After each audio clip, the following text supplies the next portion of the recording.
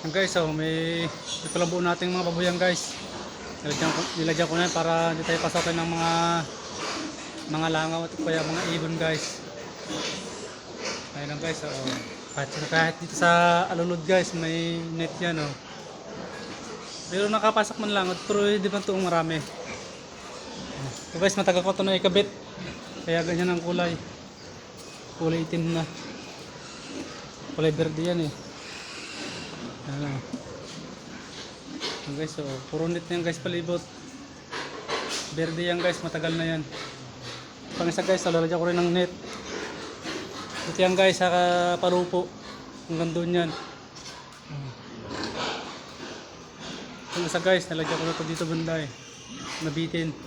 Ayan guys, oh, hanggang dyan lang ako nagay. Oh, meron yan hanggang dito guys.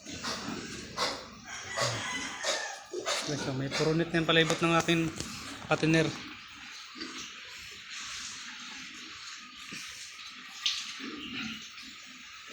Para di tayo pasukin ng langaw. Guys, so puro net na ito guys.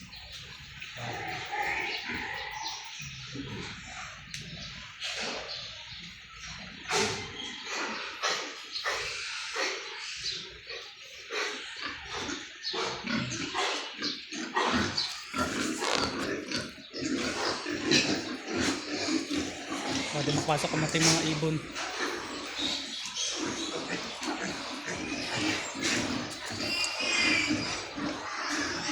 Pati sa inahin guys, palibot din yan guys ng net. Yan guys oh. Daming net yan oh. Kahit sa taas guys, talagang hindi makakalusot yan oh. Sa inahin, buong palibot yan guys.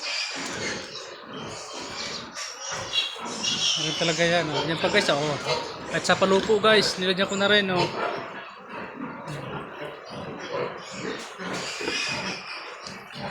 O lahat yan, paikot yan guys. Pati sa likod ng biik, meron na rin yan. Yan oh. Pati yan guys oh. Yan oh. Pati yan guys oh. May mga net yan guys. Hanggang doon yan guys, meron pa yan. May net.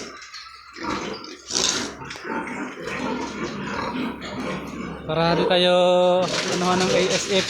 Kontra yan guys. ASF. Okay, basta pasukin ng langaw. Ayan pa guys, oh. Nandun yan sa dulo.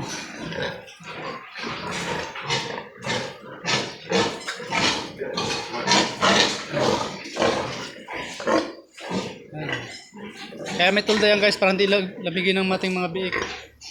Baka sakaling tag-ulanan.